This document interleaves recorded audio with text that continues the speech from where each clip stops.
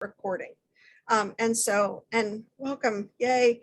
And so welcome everyone to the Future of English Eastern Regional Virtual Symposium, which is quite a mouthful. And I have a little screen that I'm just going to say a few things about before we get started. I hope everybody can see the shared screen with the PowerPoint slide. Is that visible?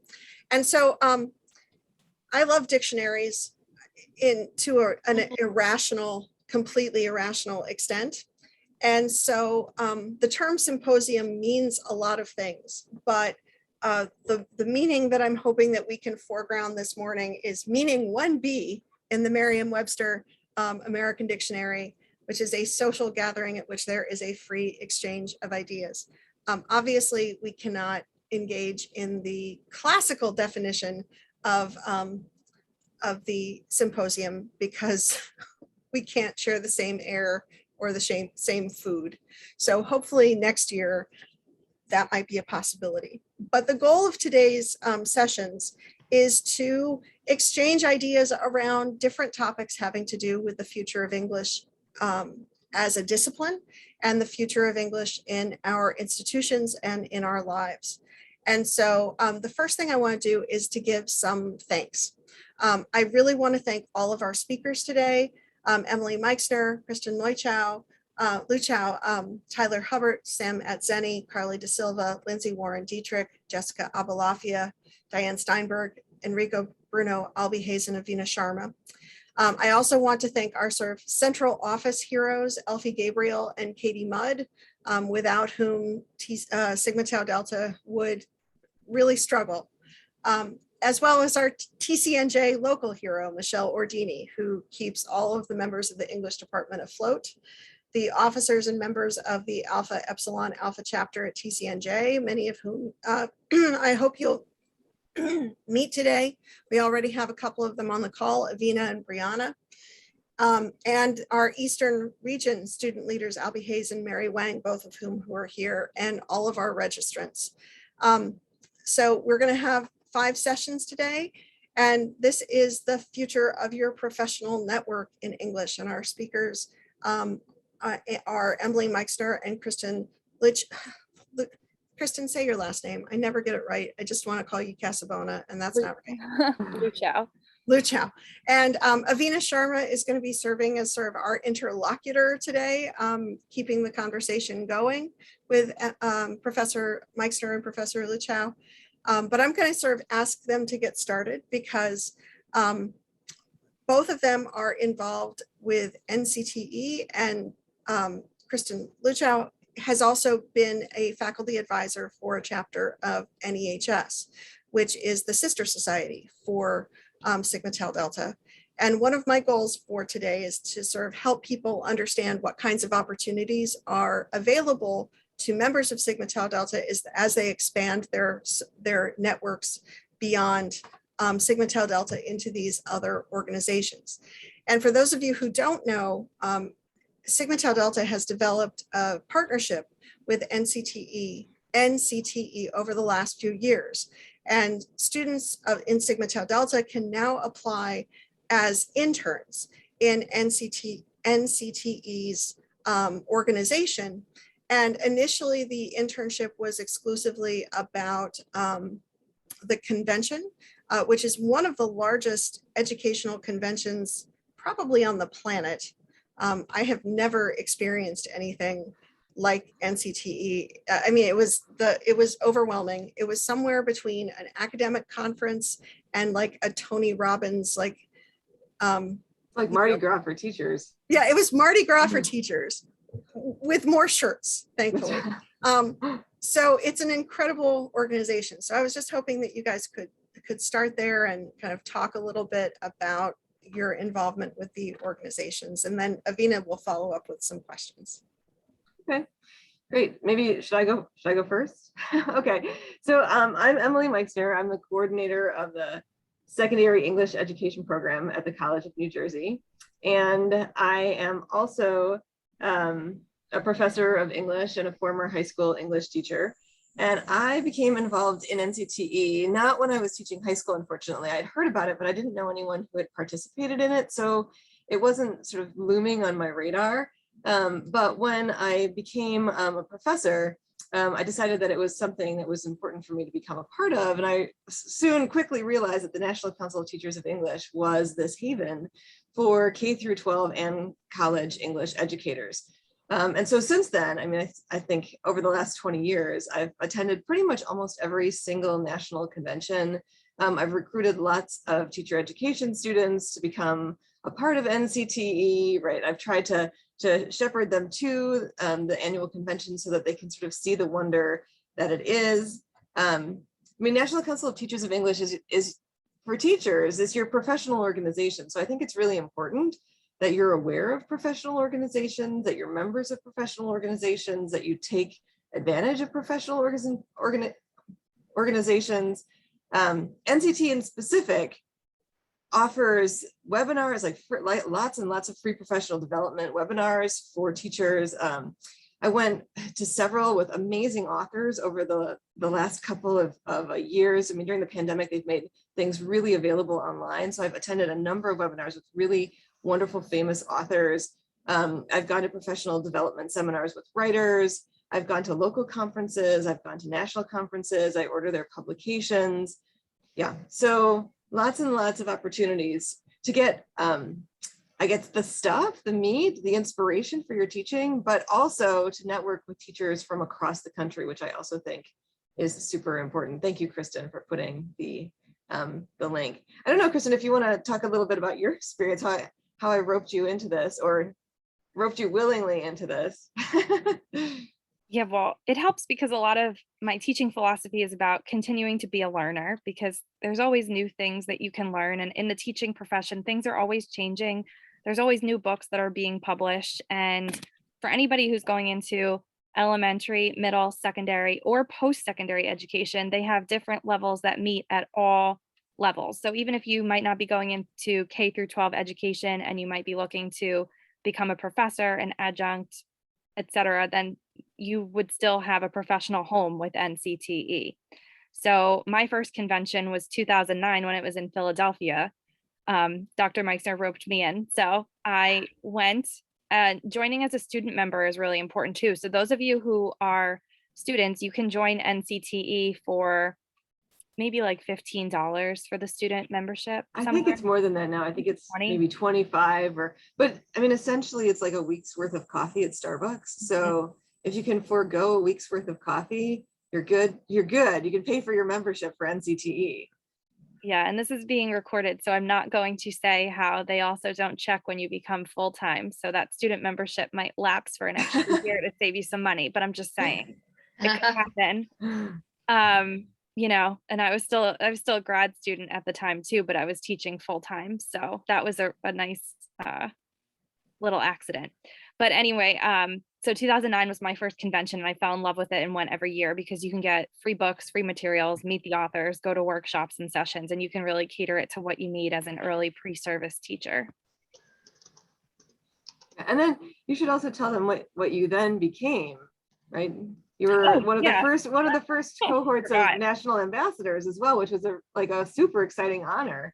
Yeah, so they put a call out for teachers in elementary, middle, and secondary. And at the time I was teaching high school and I applied, and I was one of 8 people selected to be the first round of national ambassadors. So now they call them community ambassadors, and they were responsible for helping facilitate new members and really showing them what NCTE was about and helping them as new members to find out what the organization had available, some of the resources that Emily was just talking about.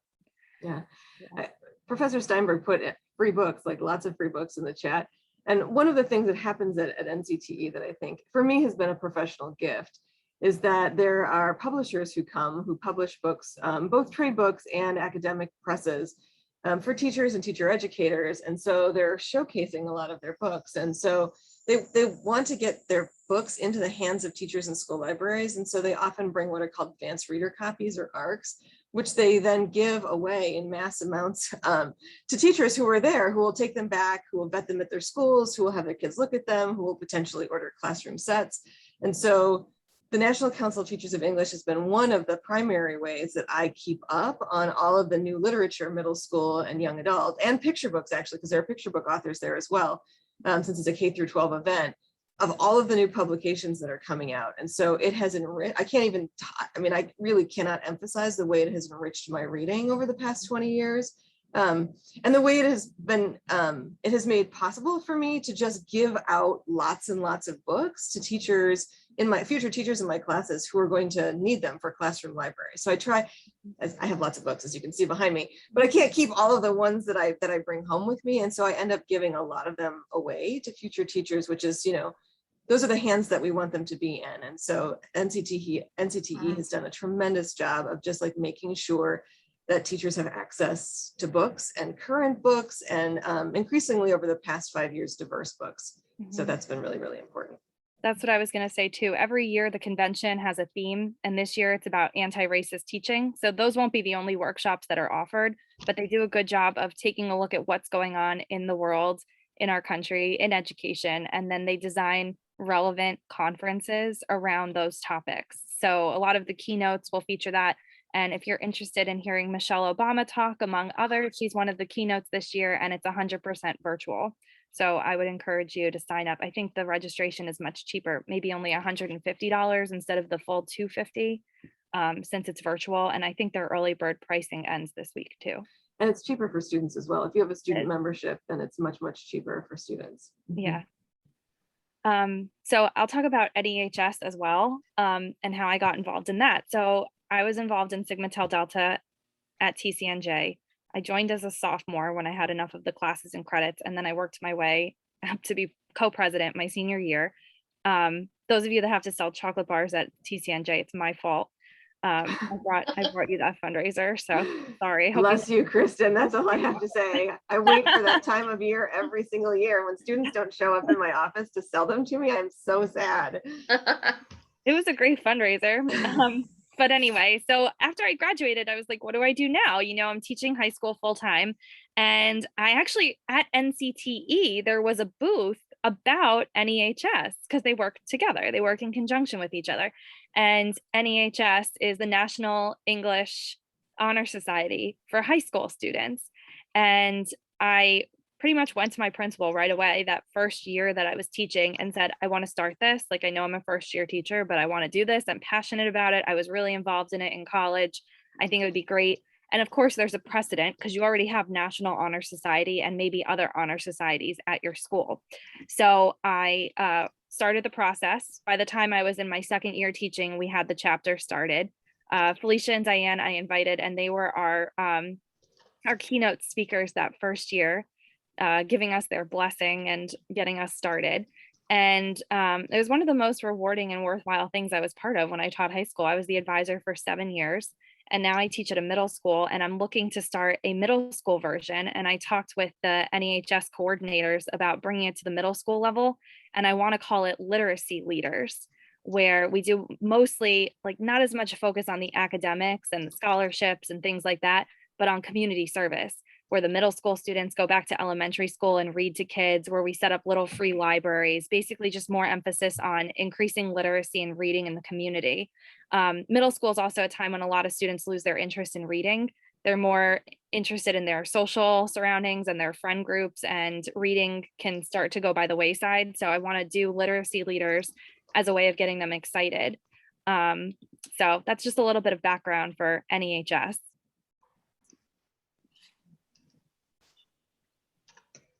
Avina, do you want to start with your questions? Yes. Okay. Well, thank you so much for sharing about your experiences with NCTE and NEHS. I'm curious, for Professor Luettchau, I have a question for you. You served as chapter president, and we want to know, what skills did you learn as a chapter leader that you've developed further in leadership in NCTE and NEHS? That's a great question.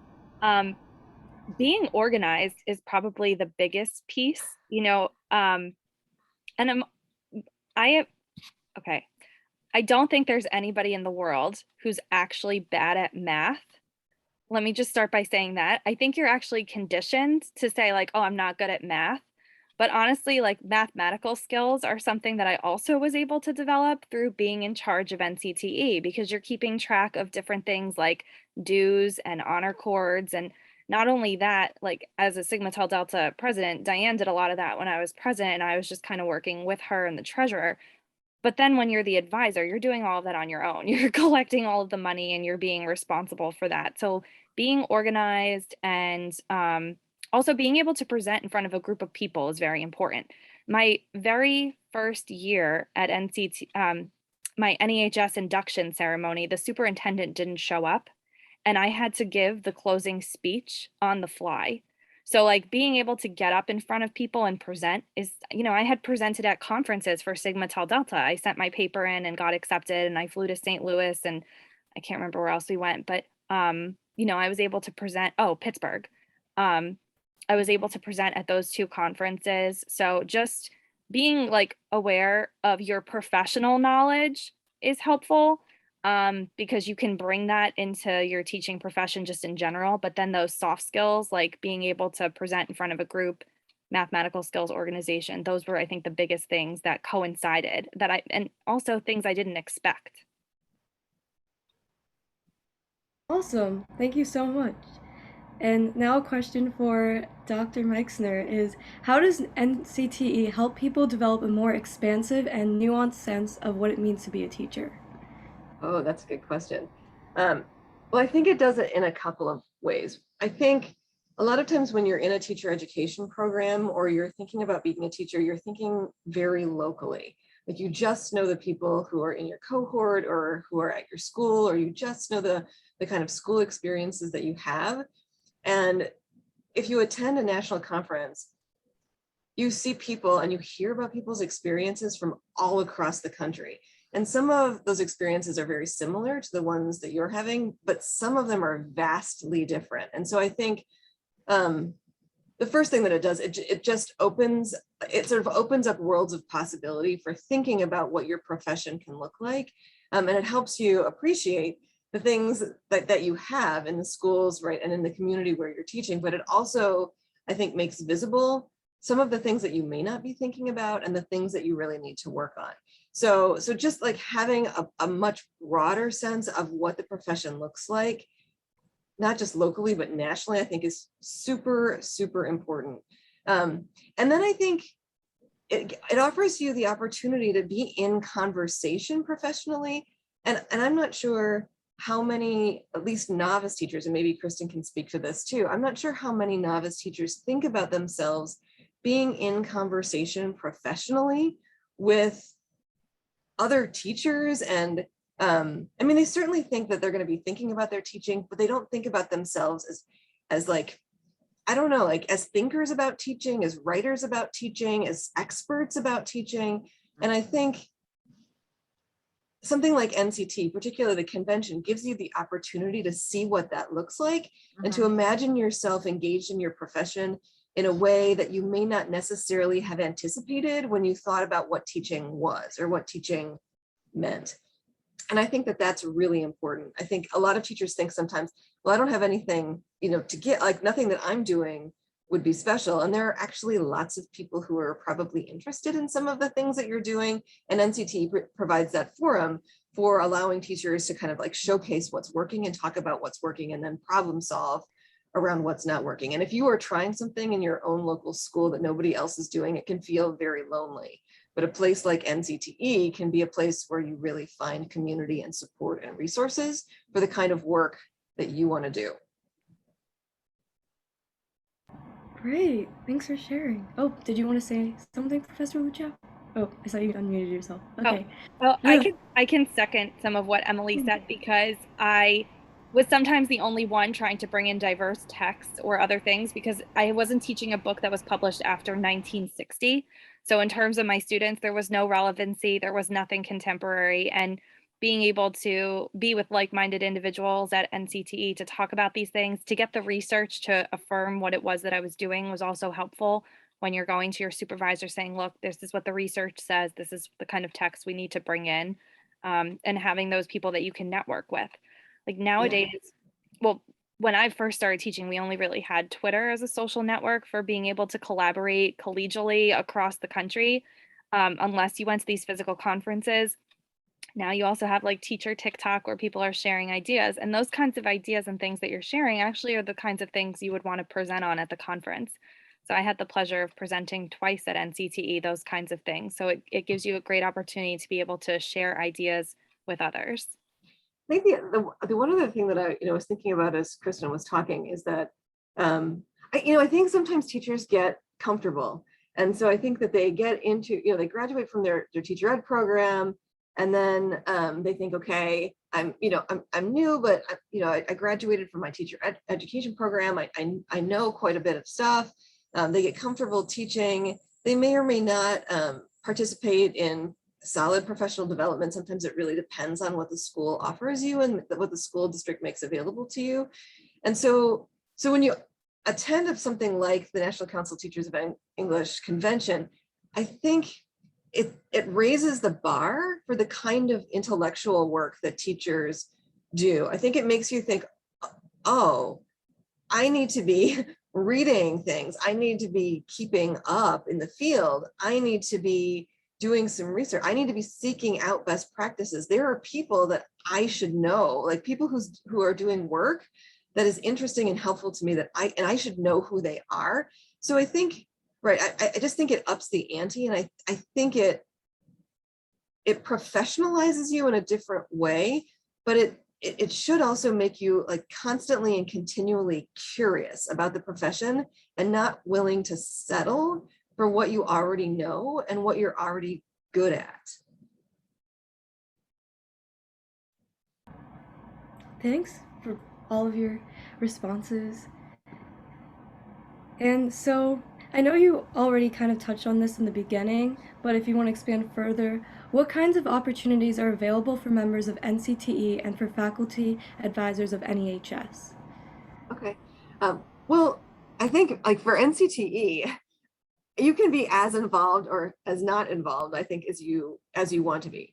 So for example, you could register and become a student member and reap the benefits of having reduced prices on the books and reduced prices on the convention, and maybe you even go to the convention and participate in that. But like there are member gatherings that you can go to. There are positions that you can actually run for. So if you want to be, on one of the executive boards or parts of committees, or if you want to help write or set policy, or if there's an idea that you have that you want to bring to the organization that you think should, deserve some time, there's opportunities to blog. I think as Professor Steele mentioned, there's internships that you could participate in. Kristen mentioned the ambassadors. Right, you could do that. There are grants that you can apply for. So I think it is what you make it. So you can be a member, right, rhetorically only, or you can take advantage of all of the things that membership offers. I don't know, Kristen, are there other things that I'm missing that you can do? There's lots of author sessions on Zoom and build your stack sessions where they'll have like maybe like at 4 o'clock on a weekday or like 7 o'clock, they'll do like a 30 to 60 minute session where you get a chance to hear the author speak or whoever it is that they're interviewing. I also shared my notes in the chat if you want to look. I have 44 pages of notes from last year's convention, not for you to read through, but if you were just interested in scrolling through to see some of what I learned. And I do that every year. I take notes when I'm there so I can go back to it because I never know when professionally I might need something. They have a new opportunity coming up. I am so excited for this, and I don't qualify because I teach 8th grade now, but they're always starting new programs for you to get involved with. And this new opportunity is for teachers in grades 9 through 12 to work with NCTE and the American Library Association in a paid opportunity where they will have you travel around the country to work with the American Library Association to come up with classroom teaching practices. It's Dr. Steele's dream. It's like my dream too. I use the Library of Congress. Oh wait, did I say American Library Association? Yeah. It's like, I think it's with that, but I think it's also the Library of Congress. And I use the Library of Congress all the time, like to find primary sources and images when my students are doing research or I'm building background information. So to be involved in that, like to be on the forefront, you're a pioneer in this area of the field. Like a lot of the times they come up with new programs and new partnerships, and you can be part of that, which is really neat. And that reminded me too, you can also write for the NCTE publication. So I have had at least 2 students publish things in English Journal while they were still students at TCNJ.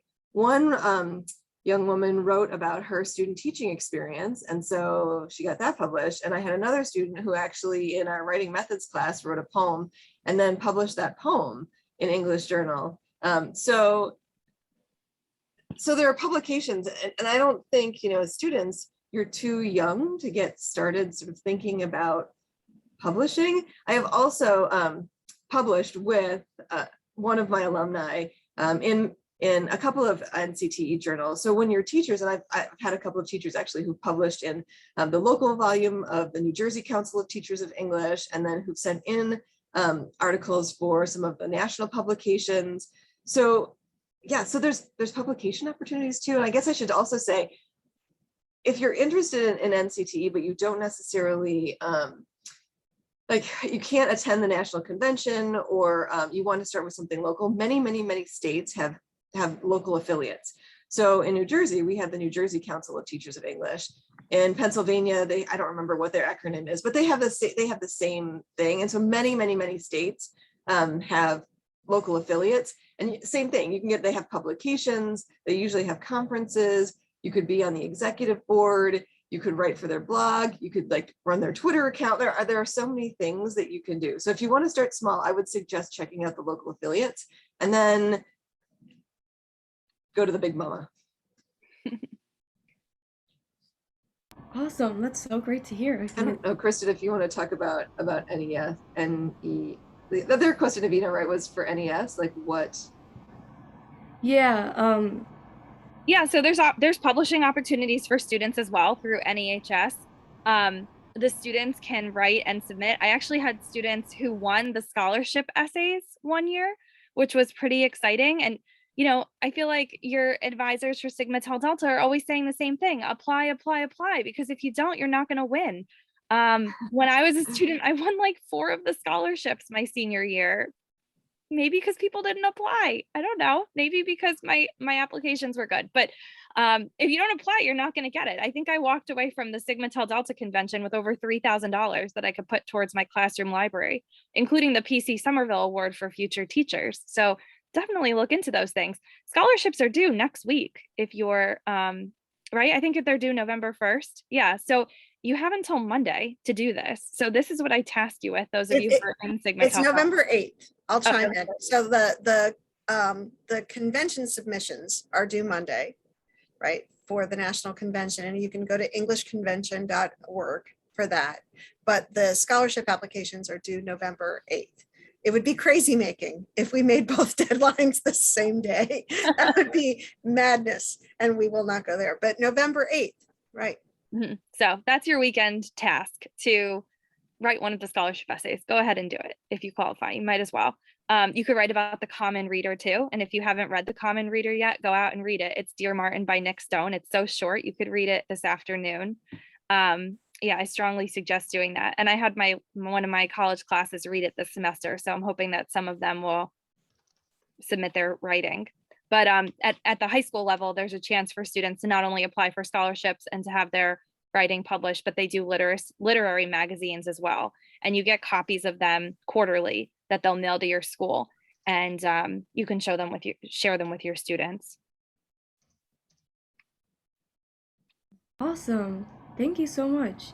I know Dr. Steinberg had a question if you wanted to ask, or if you wanted me to keep going and then you would send it to me later. I could ask the question and then I'll throw things back to you, Avina, if that's okay. Yeah, of course. Right now, we're getting a lot of news about classroom libraries coming under attack. Can you talk about the ways in which NCTE and NEHS are trying to provide resources that teachers can use to defend their classroom libraries? Yeah, so something that NCT has are various position statements. One of them on diversity, such as like teaching LGBTQ literature, was published in 2007. So they've been doing this work for years. So I just put the link to all of their position statements, but the one that says like LGBTQ representation should happen in schools was one that they published in 2007. So they're really at the forefront of this. They do some work like lobbying for policies to, you know, protect students and teachers. A lot of what we're seeing is coming out of Texas right now. There was that one piece that said you had to teach both sides of the Holocaust, and then the school district backtracked after the public outcry. But I actually see it locally. I live in Bridgewater, and the town next to me in Reddington is, they're currently trying to protest a book that's being taught. And that's here in New Jersey, where generally speaking, it's more of a, I guess, a liberal, diverse area in terms of who lives here. So like, it's very discouraging. But one thing that I do with my classroom library is I make sure that students can see themselves. If you haven't heard of Bishop, her whole concept of mirrors, windows, and sliding glass doors is extremely important to be aware of. That the idea that you could see yourself in a piece of text, and you can also learn about others and see other experiences and just really build that empathy, because that's part of the goal of reading and literature, is to increase your worldview of others. And one of the things that I do is I probably have about 1,000 books in my classroom library, many of which I started from NCTE. And then I have different like Amazon wish lists or things. I actually shared my Amazon wish list to my family. I said, don't buy me anything for Christmas. Just buy me books for my classroom library. I don't need anything, but I need this. And I'm spending hundreds of dollars out of pocket on my classroom library. So this would be really helpful. But I always try to keep current text in. And if a student recommends a book to me, I look it up, I try to read it on my own, and I buy it. I can't read everything that I have in my classroom library, but I try to read as much as I can.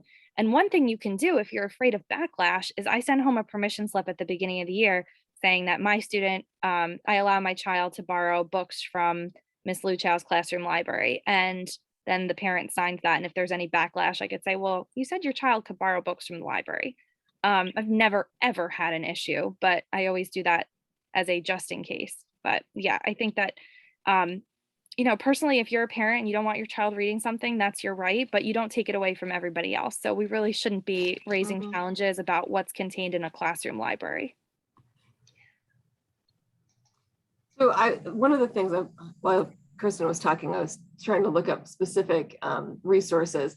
The position statements are great. And one of them that you might want to take a look at is the one that I linked to, which is the NCTE statement on students' right to read, which also talks specifically, it's focused on censorship. And if you take a look, you can see that it was revised in 2018. I think that was the most recent revision.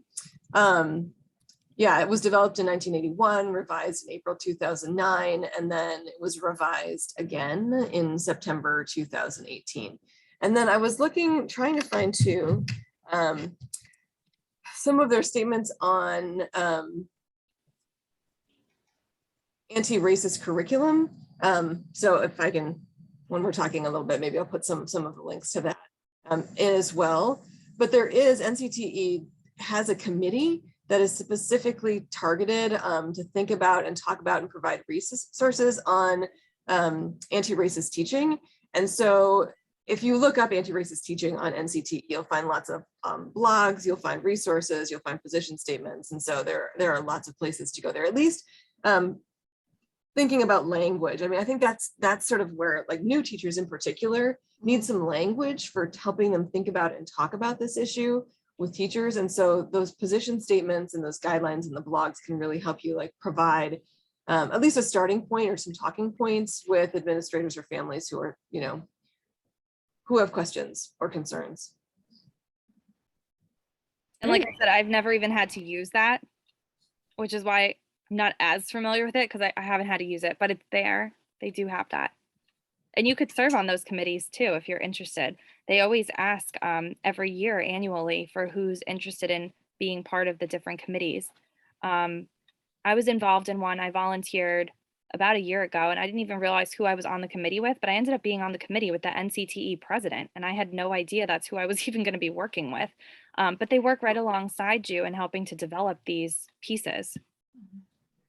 I just I'll put in the chat. This is another position statement, but it's on anti-racist teaching specifically. I can pop in, one of the things that NEHS also does is that they have the Crafton Award for intellectual freedom that gives students an opportunity to think about and write about challenges to intellectual freedom in schools. And the students can win a prize, right? They can win an essay prize for writing about this issue. And so that's $100 that students can be awarded. And I volunteered as a reader for those essays. And, it's wonderful to see, sophomores and juniors in high school thinking really critically and clearly about these things. So I'm putting that in the chat too.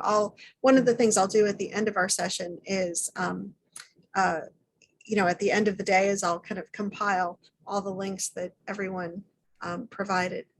Avina, do you have another question, or can we open up the questions to the audience or registrants? I mean, I have some more, but if we wanted to open it up, that's totally fine. Here, well, let me ask this one question that I really like first, and then we can open it up.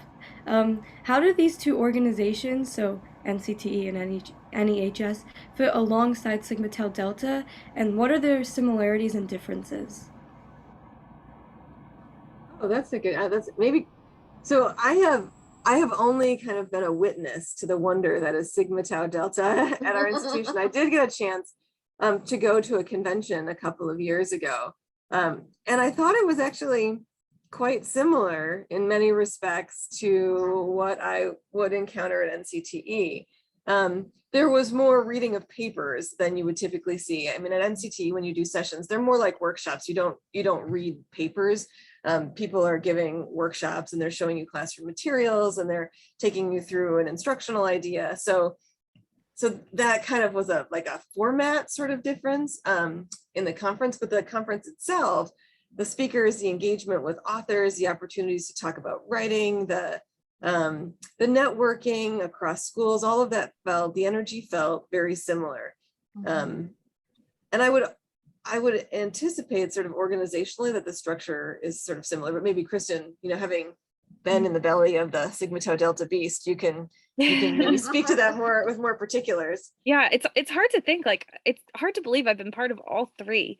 I guess it just shows that I'm a creature of habit, right? Like-minded people come together, and that's really what you're looking for, right? You're looking for a home and a place where not only you can talk professionally, but you can talk about the wonderful books and things that you're reading. NEHS is what you make of it. And that's what I actually tell my students when I was doing their inductions. You can join the club. This is like what Emily was saying too. You can join the club and just be part of the club. But the more you get involved with it, the more you're going to get out of it. And that's the same thing being the advisor. These kids are busy. They're spreading themselves too thin and they're involved in a million things. So you have to think, what's the most meaningful thing that we can do where we're giving back to the community? We're talking about literature, and you get to design all of that around what you're passionate about. That was one of the best things. I love talking about books, so I started a book club at the school. I loved reading to children, so I worked with the local library to get it approved for us to go take a little bus over with just like maybe 5 members every once in a while during our lunch break, and we would go read to little kids, like kids under the age of 5, at the library during the school day. Read Across America Day, I would take the kids to some of the elementary schools around town and we would read to them. So like, you really get to design NEHS around what you're interested in, because it's at a younger level and you have the ability to work with students and children all the way from birth through high school. So that gives you way more opportunities to make an impact, I think, in the community, as opposed to like just being set in an academic setting. I feel like with Sigma Tau Delta, we did a few things in the community, but a majority of the focus is on the academic conferences, the papers, and running events on campus. So while you're doing similar things, being part of different events, I think maybe the focus of who you're reaching is different. And then with NEHS, like, you're the advisor. So it's up to you to decide what opportunities you're going to be able to provide your students with. And I always had a junior service project if you were in your junior year, you could create a literacy service project to get the community and the school involved.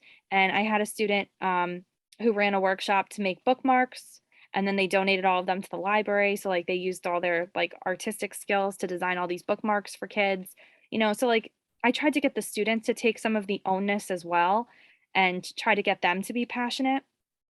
And I think that was probably one of the primary focuses, community service versus academics versus professional development.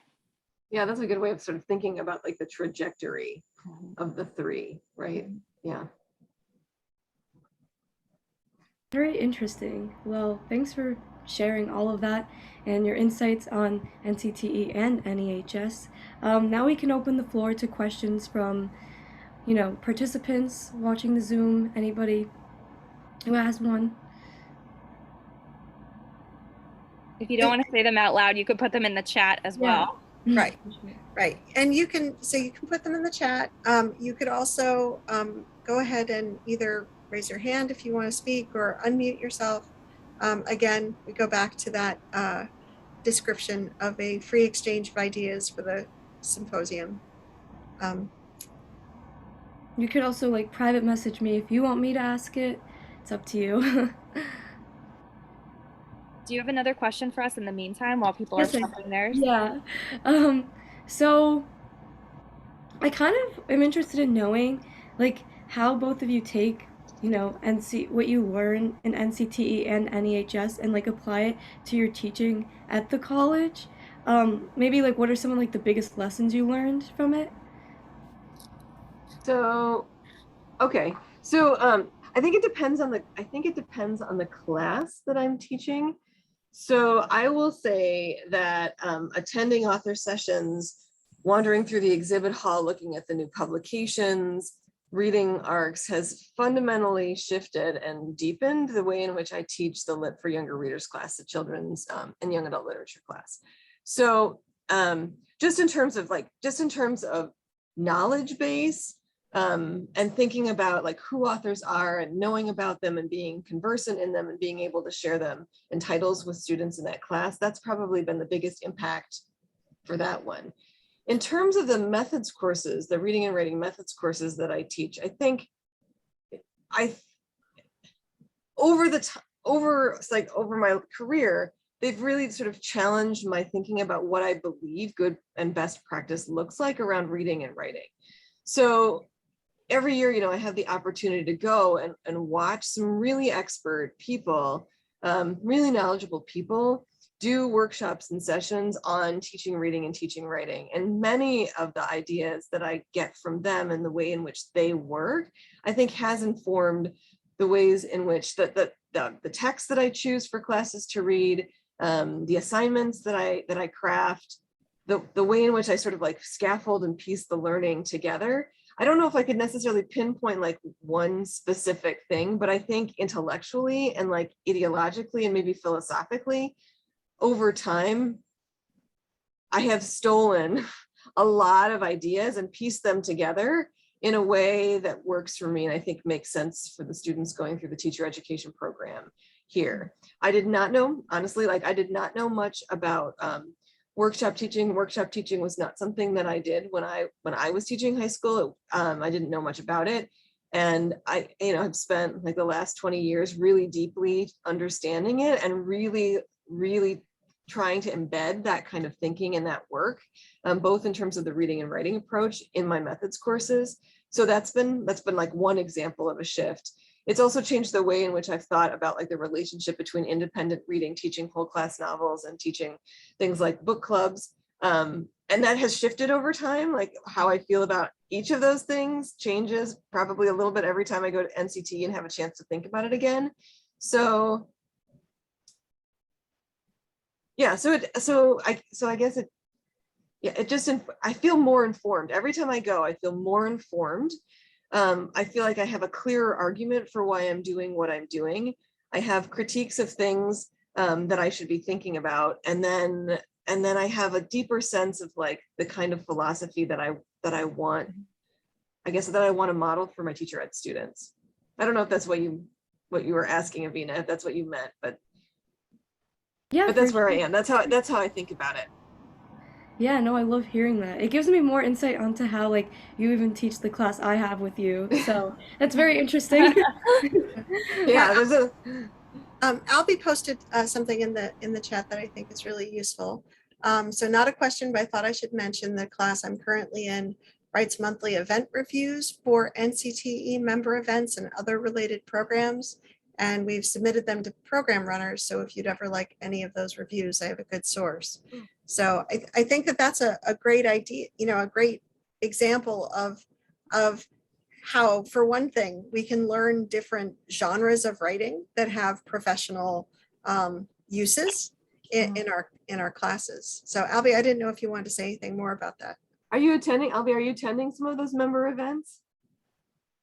Yeah, I do. So actually I can't remember the last one that I was in, but our professor is a member of Sigma Tau Delta, and they do sort of monthly event reviews for all sorts of things on the campus. Sometimes it'll be like we had Andrew Valinsky come and speak on Constitution Day.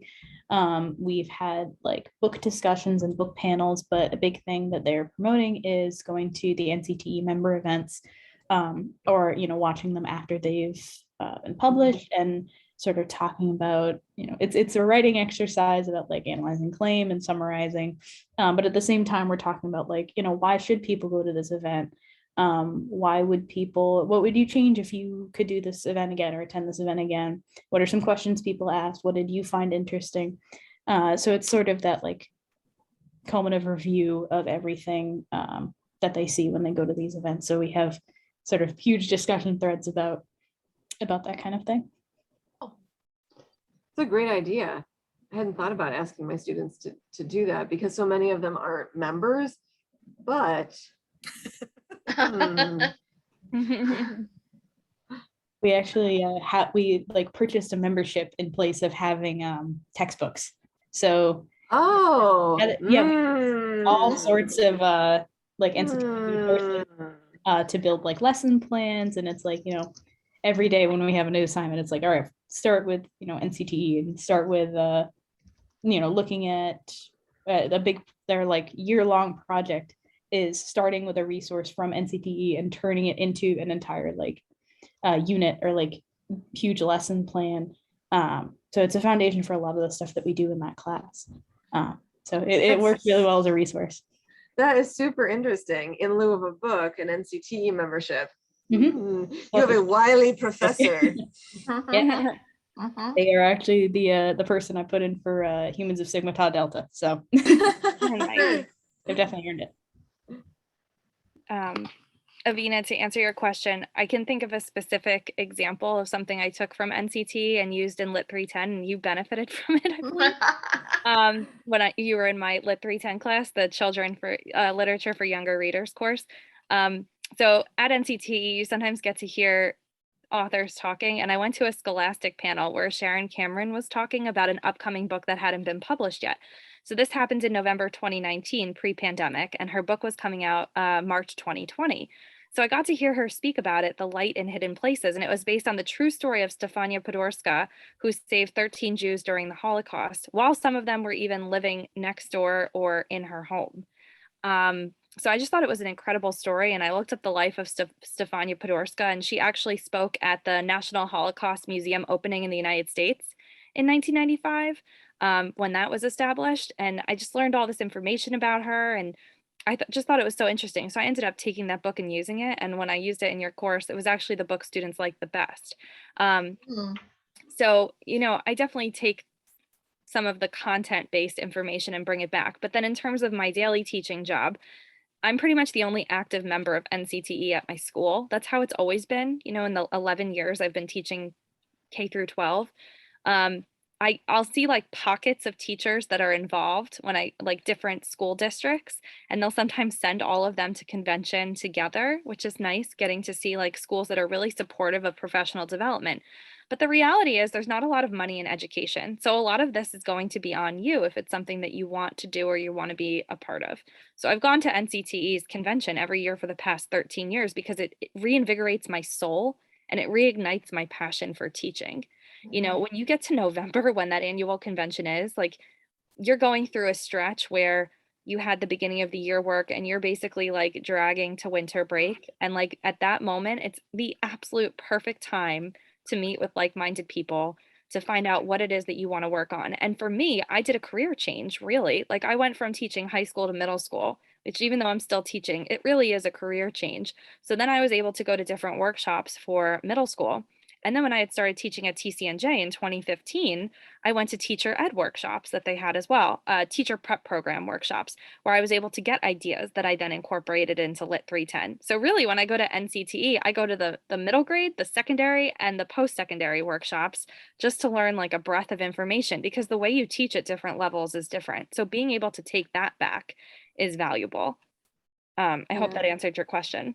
I think too, and there have been years when I got this piece of advice a couple of years ago, because there are like, I mean, Dr. Steele mentioned it's like it's crazy. There are hundreds and hundreds and hundreds of sessions that are happening at the same time. And so sometimes looking, like trying to choose the one that you want to go to feels overwhelming. But if there's something that you want to know, like for example, if there's something that you have questions about, like my capacity to do assessment is not great. So I am just going to spend like this whole experience learning as much as I can about the ways in which people do assessment effectively. Or if you're thinking, you know what, I just do not have any queer curriculum, so I need to go to LGBTQ focused sessions and just learn as much as I can. Like sometimes I think if you go in and you have a focus in mind and there's something that you want to take away. I mean, I typically, for example, go into the exhibit hall and speak to almost every single publisher about the new LGBTQ titles that they're publishing that year. And for a number of years, I mean, when I first started, it was maybe 1 or 2 titles. Now it's a lot of titles, which is super exciting. But that is like one strategic conversation. Or I might, have a question about like, do you have something that can help me think about this? And then I target the sessions or my experience in the exhibit hall that way. So I think that can be really helpful, because as Kristen said, she has 44 pages of notes. And so it's like sometimes coming home from it, it's just like your mind is, your mind is on fire. I will say though, I will admit the very first time I went to NCTE, I pretty much cried through every single session that I went to, because I was just like, there are people who really feel like I do about teaching. Right. And it was just such a relief. And I was like, that is such a good idea. Like it was emotionally overwhelming for me. But I was hooked. Yeah. For the same reason that Kristen was. It fed my soul. It's good too. What Emily said. The first one I went to, I got to hear Kylene Beers give the closing speech, because she was the current president of NCTE, and she's written amazing books like When Kids Can't Read, What Teachers Can Do. And she's written a bunch in conjunction with Bob Probst, like their Notice and Note series, or Disrupting Tech, the one with Disrupting Thinking. Yeah. Disrupting Thinking. I have disrupt text on the brain. So being able to then know these are the professional people I need to follow, you can go to those kinds of workshops, or you can just follow them then in your own career and see what it is that they're publishing. What's great too is your colleges probably have proprietary databases where you have access to a lot of these journals for free, even if you're not members. So like at TCNJ, for example, if you log into the databases, you have access to English Journal and Voices from the Middle. So as a student, you don't have to pay anything to be able to start reading these things. And like one way that I use the journals is, I never took a Shakespeare course in college because I actually never wanted to teach high school. I didn't think I'd ever be teaching Shakespeare. I really wanted 6 through 8. And then when I graduated that year, there weren't any jobs. And I ended up in a high school and I ended up teaching Shakespeare. And I specifically went back to journals where I could find information about Shakespeare. And then that year at NCTE, I went to Shakespeare sessions. And I was also teaching To Kill a Mockingbird for the first time. So I also went to sessions on how to bring that into the 21st century and other voices you could include, where I got to learn about like different authors like Angie Thomas and ones I hadn't been familiar with before. So, I was able to cater my professional development to what I needed, but make sure you take advantage of what your library has to offer as well, because you probably already have access to these journals. We do, yeah. And I am sorry, but we have to end it there. This is why it's so wonderful to have lots of people who are excited about talking. Thank you so much for sharing about these 2 organizations. In 4 minutes, we shall get started in talking about the future of publishing in English with our next set of speakers. And so I'm going to stop this recording, I'm going to post them individually so that people can